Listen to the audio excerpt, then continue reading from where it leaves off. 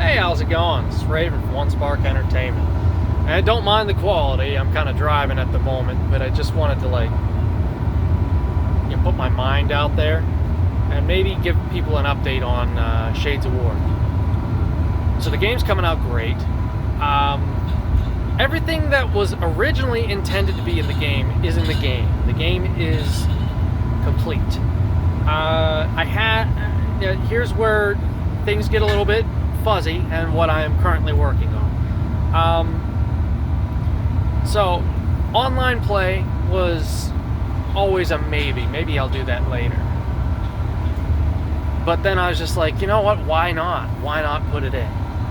So I started out with just LAN, just simple LAN to get it, working and have like a proof of concept sort of deal.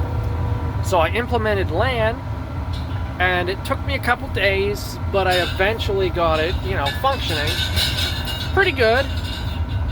You could definitely play through a match.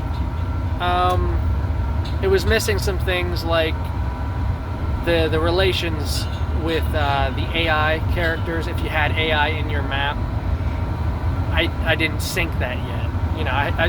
It was gonna be implemented, but I just hadn't gotten to it. Which is, whatever. It would have been just a little bit more work, and I probably could have had it running perfectly. But then I thought, well, it kind of sucks that you have to figure out the IP address of who you want to connect to, which is that's just part of being playing on LAN. IP addresses. I thought, okay, I think it would just be simpler, because I found out that the Steamworks extension for GameMaker, which is what I'm making the game on, recently was updated with another extension implemented into it that allows you to access Steam's built-in server and run your game over that, which is freaking cool. So I got it in my head that it would be a great idea to just say, how about we this LAN's working, it's fine. How about we just take this system and convert it over to that Steam P2P so I can give my players online play. And no more typing in IP addresses. It just automatically populates with a list of the lobbies created by other people playing the game. It took me 3 days to get it functioning, and I am excited to announce that it is finally working. I mean, there's some bugs to iron out, but I had a problem where it wasn't sending messages across like it should have. Whenever you're working with online stuff, the computers need to communicate together in order to make things happen. So if something happens on the server, they need to send a message out to the clients and say, hey, this is what's changed. Me being kind of naive, I never worked with online at all. I just thought, how different could it be? But god damn it, I couldn't even get into the game by just changing a couple variables. It took me, like I said, 3 days to really get it functioning as far as I have it now. But we just had a breakthrough, which is what's really got me buzzing, why I wanted to just, get this video out here so people know what's happening. You're able to create the lobby, everything works as I wanted it to. You're able to create a lobby as the server, and clients, if they want to, they can join your game. When they click the join button, a list pops up of all available lobbies, and the lobby's name is the Steam name of whoever created it. So that way, if you're looking for your friends, just look for their Steam name. Simple. Then you press enter. I need to implement controller support in this menu, but right now I'm just testing, so we're making it function.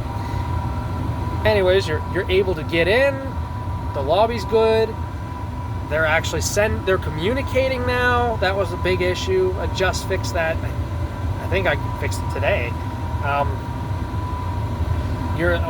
The clients are they're limited to what they can change. It's the host gets to pick everything, so that but the client gets to pick their own color, their control type, whatnot, like it would be a local game, but they only get a choice over like anything that has to do with them. Even their starting cash, they can change that if they want. Though I probably should limit that, because there might be some sneaky players out there who decide to cheat. But that's for a down the road sort of deal.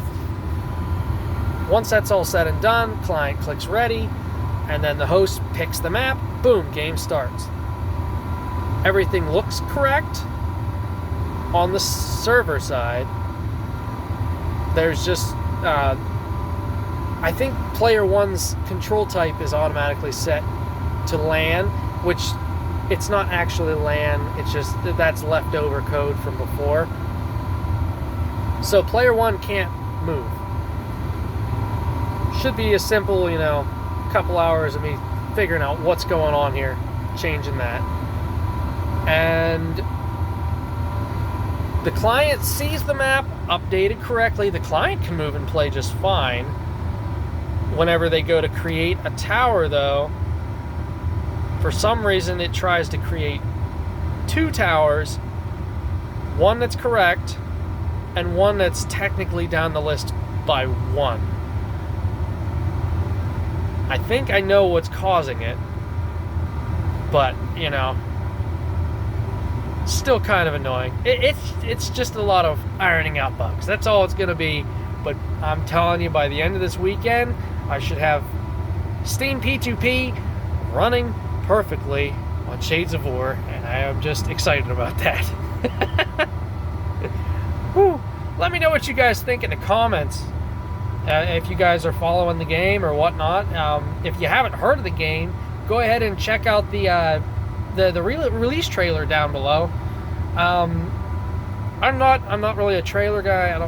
I haven't made a lot of them, so I cut me some slack there, man.